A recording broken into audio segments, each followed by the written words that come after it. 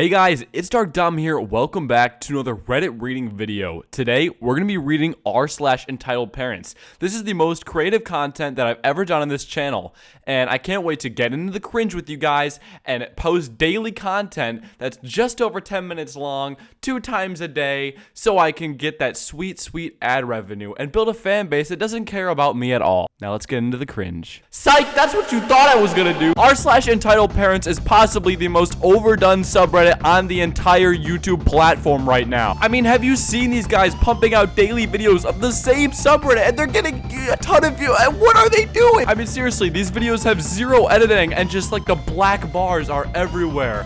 Oh my god, the black bars galore. I can't watch these videos for more than 30 seconds without clicking off of one. Well, you may be asking, well, if you hate the genre so much, Dom, why are you making a video on it? Because it won't get out of my stupid comment section. Every single video I make, I get hundreds of comments asking me to do r/entitled parents. I'm sick of it. And then I go and take a look at these stories on the subreddit, and it's just these super long things with just text. It's like, how are people finding this entertaining? So in order to subdue the amount of comments asking me to do this subreddit at the moment, I'm going to make a video on it with a catch. Instead of just reading the post with the text showing on the screen like every single other video on the platform right now, I'm going to animate the stories with stock images. And with anyone who's been on my channel for a significant amount of time knows that I love stock images. I mean, there's stock images for everything. That's why I thought, instead of giving you guys these boring visuals, I would spice it up a little bit and give you the stories with a little bit more visual activity. So without further ado, sit back, relax, and enjoy my version of an r/entitled parents video. Also, give me a fat old stock image god in the comment section, boys, because y'all already know I'm on that. Thank you very much. Let's do this. Swear to God, bitch, you want what I got, ay. Rolling up, smoking pot, stacking up, ay. I've just started running an online D&D game.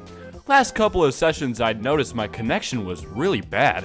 The usual stuff didn't help. After a while, I found out that a couple of months ago, my neighbor had borrowed the Wi-Fi password from my girlfriend because they were having connection problems. It was supposed to be for a day or two while their new ISP connected them. Saturday before last, I changed the Wi-Fi password. Connection is better. Sunday, neighbor wife turns up. Her. Something is wrong with the internet. I can't log on. Oh, I changed the password. Oh, can I have the new one? No, you were only supposed to borrow it for a few days while you got your own connection, and I couldn't get a connection when I needed to. There's a short discussion that boils down to, oh, we didn't think you'd mind. I didn't if it was for a few days. It's been about 3 months. But you have it anyway. Yes, because I pay for it, and when you use it, you're taking something that I pay for and making it worse for me and my household. That evening, my girlfriend mentions that she'd gotten a text from neighbors were having problems with their internet again, and she'd lent them the new password.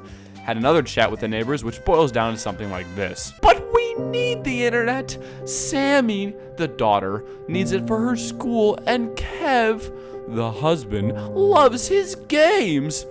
Then get your own connection. I did, but they can't get out until Wednesday. So just 2 more days then? I'm changing the password again Wednesday. Her somehow sounding like she's doing me a favor. If you must. Me being me, I forget Wednesday. I don't remember until game night comes around. I notice the connection is a bit dodgy when I'm setting up. I change the password again, and everything clears up. Next day, I get a 10-minute lecture from the husband that I should stop harassing him by cutting off his internet in the middle of playing games. That I am ruining his daughter's life by stopping her from studying, and that I needed to give them the new password so his daughter could load her new video to YouTube.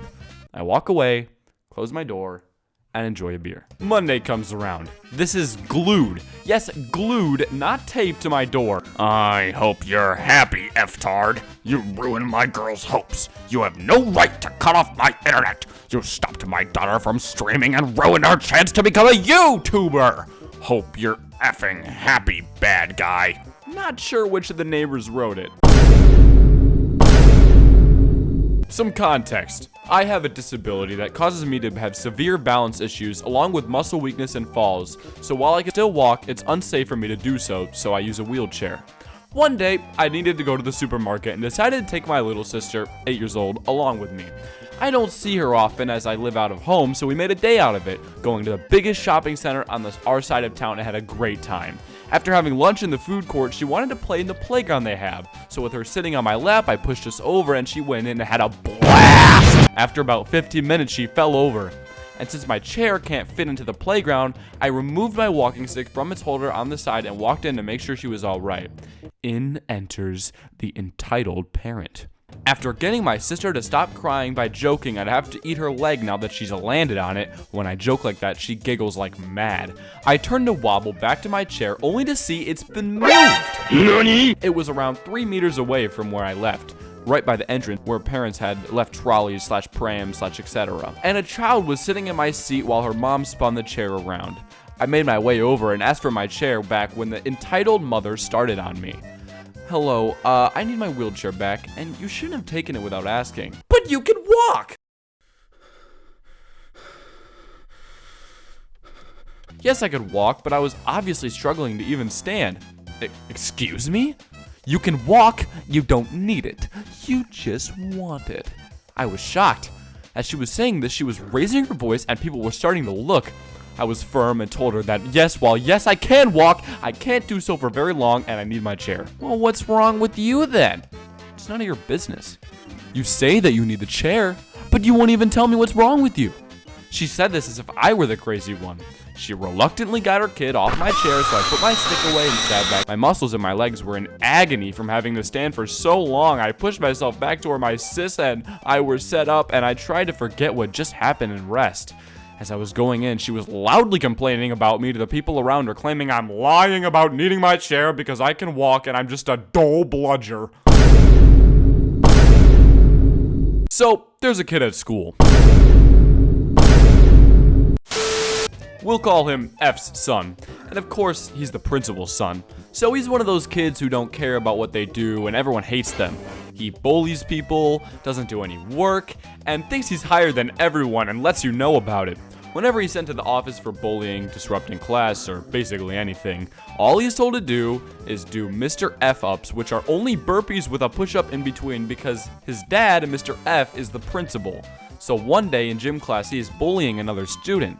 The student couldn't protect himself because he wasn't very athletic, so when F's son pushed him into the bleachers, he told F's son to stop. F's son didn't like this, so he kicked the kid in the face multiple times to the point where the kid could hardly breathe before a teacher saw. Again, he was sent to the principal and told to do Mr. F-ups. Apparently, the kid's nose was broken and he had damaged nerves in his face. He pressed charges against the kid and of course, Mr. F tried to say he did nothing wrong and the kid was bullying him first. He even tried to tell the police that the cameras caught nothing. The cameras saw everything. At the end, F's son was charged with only assault because there were no records of him bullying before. Go figure. And the principal got his license taken away. I feel bad I couldn't help the kid, but I was in 9th grade at the time and I was in a different building. My brother, who was in 8th grade, told me this because he was in the gym class. So I was in year 12 and I was texting my friends when the shy girl from science class sends me a message. We text for a bit longer and I go to bed. The next day, I wake up and my friend asks me why I'm cheating on my girlfriend. I tell him I'm not and I ask him who told him that. Of course, it was the shy girl. I text the shy girl and ask what she was telling people, but she said she didn't say anything. I make it clear that I don't like her and we only saw each other like twice. I thought it was that, but boy, I was wrong. I got an email from the shy girl's mom telling me to stop bullying her 16-year-old kid. We emailed back and forth for a bit. Me. I wasn't bullying her. I know what you're talking about. Entitled parent. She told me that you texted her rude messages. I just told her that I already have a girlfriend. Plus, she's 16. Why is she running to you?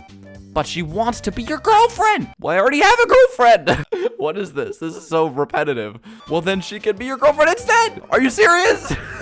After that, her mom kept sending emails that I didn't reply to, and I just ignored her for the rest of the year. Alright guys, that's gonna do it for today's video. I know this was a totally different video than the videos that I normally do, but if you want to go check out some of my other videos and see what I normally do, you can do so. There will be some end cards at the end of the video that you can click and watch some of my other stuff. If you're interested in financially supporting the channel, you can pledge to my Patreon, which will be linked in the description. Thank you to Softcore and Pug Police, who are current donors, and thank you to anyone in the future for your support. Secondly, if you want to follow me on Twitter, Twitter and Instagram, you can do so, both of which are at DarkXDom, and yes, they will both be linked in the description. With that being said, thank you all so much for watching this video. If you did enjoy, definitely be sure to drop a like on it, subscribe if you enjoyed, and I'll see you all next time.